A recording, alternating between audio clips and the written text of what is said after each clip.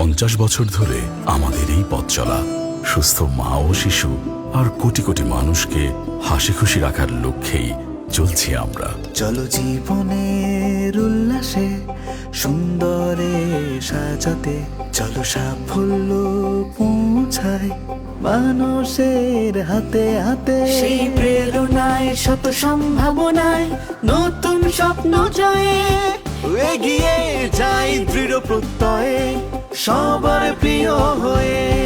কোটি মানুষের জীবন ছুঁয়ে এসএমসির সাথে চলো 50-এর উচ্ছ্বাসে একসাথে আগামীতে।